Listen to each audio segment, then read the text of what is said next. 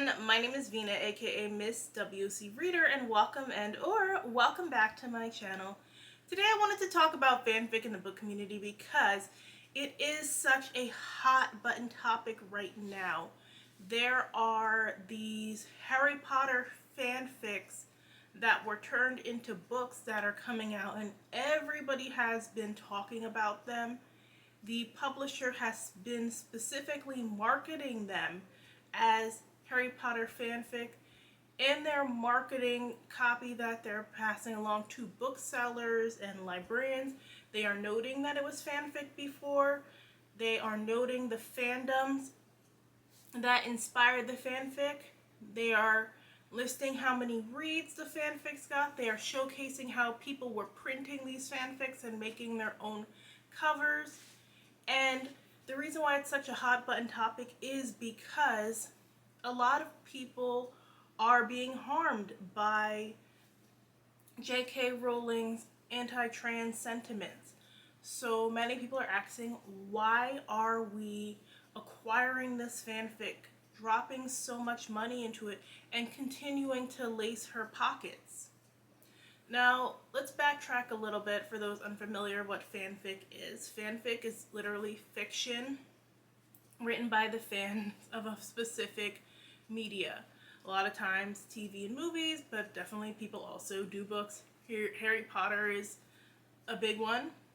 Twilight was a big one. We saw, I think 50 Shades of Grey was like the first time I saw fanfic be adapted and become like this big thing.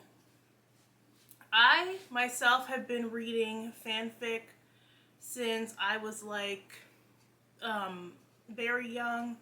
I used to watch Passions, which was a soap opera that ran on NBC between 1999 and I think 2007, 2008, around that time. And so I was a Passions fan in the later years, and I discovered fanfic through that because even though it was a daily show, like, there were couples that I cared about more than others. There were storylines that weren't always going the way I wanted them to go. I was on the message boards talking to older people who were also invested in the show, as well as some young people too in the mix. And there were people writing like the types of storylines they wanted to see, or they were writing these same couples that I liked but in alternate universes and alternate histories. So I discovered fanfic, and that's how I first started reading fanfic. With that fandom, I didn't write anything, I was just specifically reading it. And I was hooked. Like, I would spend a couple of hours like reading, like waiting for the chapter updates. It was exciting, and then you discuss it with people. They have you like on the edge of your seat the entire time. Once I got older and I was watching different shows, whenever a show wasn't giving me quite enough of a couple I wanted to see or quite enough of a storyline I wanted to see, I was already online discussing the show with different people in the community. I would go read the fanfics. It started off with me moving from like the message boards to fanfiction.net, and then AO3 eventually. Wattpad has fanfic too. I was on there for a little bit, but I never got fully into Wattpad. So fanfic really is a great way to bring people together, and it is a way that people often start flexing their creative muscles. That might be the first thing someone ever writes. I used to write fanfic too. Those wasn't the first stories that I tried to write. I had written like little original stories and stuff in middle school, but it was like taking a character and having to follow a storyline for so long, and then knowing where to end it, because sometimes you would go for chapters upon chapters. Like, I complain about long chapters sometimes in books, but a fanfic can easily go like 70 chapters, and I'm still like, wait, but I need more. And then there's when you get into those fanfics where they go on for so long and then end without an ending, and it's just like, oh my gosh, and it hasn't updated in years, so you're like, oh, it's never going to get an ending. So, cliffhanger. But I just remember being proud that I finally finished writing a fanfic that wasn't a one-shot. Like, writing it for months and months, like up to a year on end, and then being able to write that last chapter. And you have people commenting along the way. Now, for me, I was never in like the extremely popular fandoms of anything, so I wasn't getting like the mean feedback and stuff that a lot of people talk about, like how like the fanfic audience will humble you with their critique.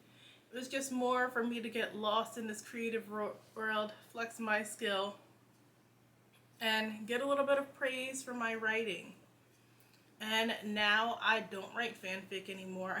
I'm working on my own original stories, but it was a good gateway into writing for an audience.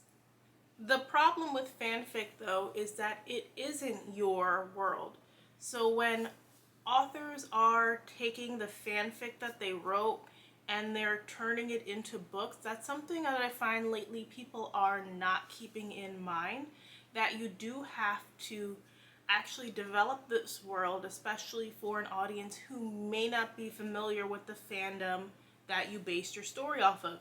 For example, I read My Roommate is a Vampire. I didn't know it was fanfic when I went into it.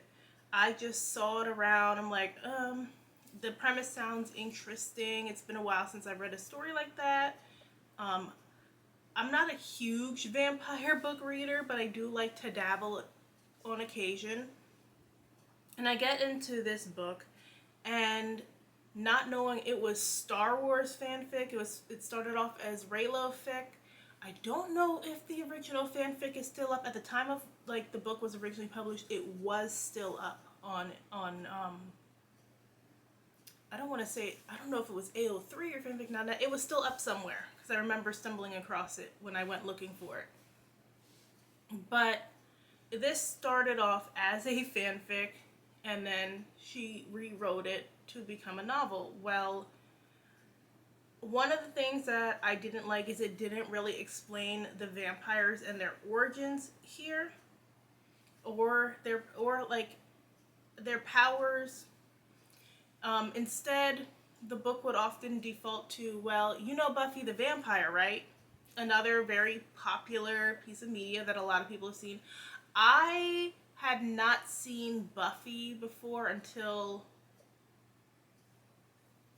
I want to say, sometime that year. And I only watched 2 episodes of Buffy. I had never sat down and watched Buffy. I had heard of it, but Buffy was before my time. Like, I was way too young to watch the entirety of Buffy's original run. And I know a lot of people my age who did end up seeing it, but they watched it in like reruns and stuff. That wasn't one of those shows that I watched in reruns. And I feel like with Buffy too, you kind of had your window of opportunity to watch it in reruns and love it, and not just see it as something like dated. And I feel like that window of opportunity was like in the late 2000s, because when I tried to sit down and watch it, I'm just like, I was familiar with the characters somewhat because fanfic. A lot of people writing crossover fanfic love to include Buffy. Like, in the Buffy universe, they watched Passions. So Passions fanfic writers would often do like Buffy crossovers. I found that Buffy would often seep into different like fandoms for things I was watching. People love the whole vampire story aspect, the vampire slayer. Vampires are very popular in fanfic, even when the show has nothing to do with vampires. So I went in already familiar with the names, but for me, I'm just like, I'm not really that interested in this. Like, it feels very much like a product of its time. So I didn't really get into it. So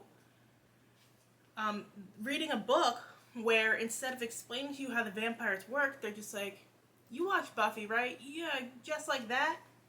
did not help me as a reader, because I'm like, I never watched Buffy in its entirety. I saw 2 episodes, and the first 2 episodes they give you some background, but that's not enough to know how things work within that universe, let alone them applying it to a different universe in this book. So that's something that I feel like we're kind of leaving out of the discussion a lot of times when it comes to these fanfic to book adaptations. It heavily relies on you having been familiar with the original work, because not everybody's doing the work to develop these characters to make you care about them, or like develop the lore of the world to get you invested. And so yeah, and on one hand it feels like you're a part of the secret club if you are a member of the fandom and you know everything, you catch the author's references, but if you don't know that, you're outside. There are books that are being published that are heavily inspired by different pieces of media that aren't necessarily like calling themselves fanfic or derivative of like a fanfic, but they have that fanfic feel to them. And that's an interesting discussion to me, because they're like, it also runs into the issue of like, well, if I'm not a fan of X, how am I going to enjoy this book? And I don't think there's a problem with being inspired by different pieces of media. I think everybody who writes was inspired by someone. Like we say, there's no new stories under the sun. It's just how you write it and how you get people invested in the world of that book. So there are stuff that like are slightly inspired by different things. When I write myself, there are different pieces of media that I'm inspired by, and unless like I told you or you really know me, you probably wouldn't be able to tell. And then there's stuff like, if you know the fandom, it's clearly a nod to that, and I don't think that's an issue, like making little nods here and there, being inspired by different characters. It's just like, where is the cutoff to leaning so heavily on this one piece of media? Because like a lot of people get inspired by the Mortal Instruments, a lot of people get inspired by Avatar: The Last Airbender, a lot of people get inspired by the Vampire Diaries or the originals. And sometimes I pick up those books that are inspired and I'm like, well, this character is this character and this character is this character and this how it happened this way and this happened this way. And it does take away a little bit of the enjoyment of the book.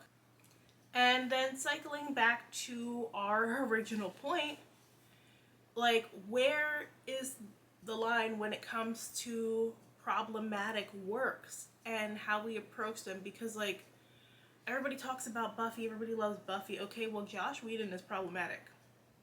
Very problematic. So are we putting money into his pocket still when we constantly call back to his work?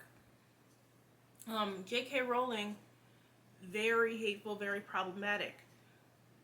People are definitely still lining her pockets, and actually one of the authors, Julie Soto, who wrote this Harry Potter fanfic that got turned into a book, admitted that while she's problematic and she doesn't want to line her pockets, at the same time she knows she's lining her pockets because she's not going to stop going to Universal Studios. She's not going to stop buying some of the merch. And I feel like that has been a very dicey situation navigating the past couple of years, as far as lining her pockets. So I've never been into Harry Potter ever. I know I saw the first movie. I can't tell you what happened in the first movie because I was not really paying attention when I was watching the first movie, just because it was something I was never into. So I really actually would not be able to tell you what Harry Potter is about beyond the very surface level of that. I know it's a boy who has a special gift, whose parents died, he goes to this magic school. That's about it that I know about Harry Potter, truthfully. And I've never been interested in it. So I don't have like the same attachment a lot of people have, where this was like the first book series they fell in love with. They were invested. Like, a lot of people got tattoos of Harry Potter. A lot of people were inspired by some of the books they have on shelves at Harry Potter. And like even up through like a few years ago, a lot of people were still putting Harry Potter references in their stories. It's this big thing that the general public is familiar with. It's still one of the best-selling children's books. Um, and I've heard educators talk about this because you do want to encourage children to read, but like, so you don't want to discourage them from not reading this Gateway series, but at the same time, because she's such an awful person, it's like, well, I'm endorsing this in a way. And I remember having a coworker who was like a Harry Potter stan, and we did Secret Santa one year, and she wanted something like Harry Potter that was on her list. So I was like buying her a couple of things because she was like really into Bridgerton and Harry Potter, two things that I hate and really don't want to put money into. But everything I bought like from them was a third party, so it wasn't necessarily going straight into either of their pockets. But it's the whole aspect of keeping that property alive, keeping it popular. The more people who know about it, eventually it does put money into their pockets. So how do we navigate that? Because it's kind of weird talking to people outside of the book community sometimes about Harry Potter. Like I remember I was talking to a friend who is queer, who's not involved in the online community. I was explaining to him that I'm writing this book, and I was about like I'm involved in this online community, and I was just telling him about like the different things that go on in it. And then he asked me like if I ever read Harry Potter, and I'm like, no. I'm like, well, she's like a whole turf. And he's like, yeah, but they're really good books. Again, I wouldn't really know about the quality of the book. I did not read the book. I still to this day haven't read the book. So there are people who don't see it as an issue, and like will make the argument of separating the art from the artist. That's something we've heard for years and years and years. Like, are you truly able to separate the art from the artist? For me, I find that I cannot. Like, if you've been following me for a while here, you know if I don't like an author, I'm just not gonna read any more of their books. Like, it literally ruins my enjoyment of their stories if I don't like the author as a person. And like, there are authors I refuse to read because they were rude to me online. So after that, I'm like, well, I hold grudges over here. I'm not going to promote you. Don't look my way. If the publisher sends me their books unsolicited, every single time those books will get away. Like, that's something I am very 10 toes down on. If I don't like the author and they send me the book's getting given away. If I liked the author before and maybe I stopped liking the author due to like constant things that they said, you won't be seeing me promote their work in here anymore. Some people are already treading the line, like, because it's even if you don't necessarily have to be problematic. You can just constantly annoy me. I constantly disagree with your takes. I then don't feel like talking about your books on here because I feel like even if you're just influencing one person with your platform, that's one more like purchase that is being made to their benefit. So while I'm a fan of fanfic, I think we should continue to write it. I don't like how people are moving with fanfic currently. We should not be printing it out and sending it to our friends. We should not be binding it and making fancy covers. Like what happened to when you quietly read fandom, didn't talk about it with anyone in your real life? Like, you just sat on your little computer, smiling and giggling, reading your stuff, and kept it to yourself, and only shared it with the people who were also reading that fanfic. What happened to that? Like, let's get back to that. I don't think that we need to be making these fanfics into original work. I think we should be focusing more on the actual original work, especially because, let's be honest, the fanfic that are being turned into books are very specific popular fandoms. They are the Harry Potters, the Mortal Instruments, the Twilights, the Star Wars. It's not the quieter, lesser fandoms that are really being turned into books, and they are very like white properties usually that are being turned into these mega books. And so then you have these authors who are usually white as well getting like these six-figure deals and all the promo to capitalize off of work that they didn't originally create.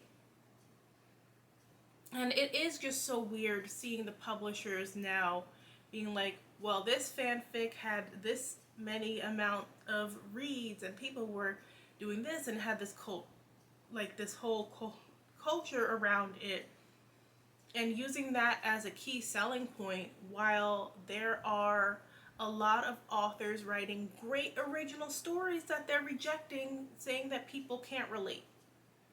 Let me know what your thoughts are in the comments section down below. If you like this video, make sure and hit that like button. Thanks so much for watching. I will see you guys in the next one. Bye!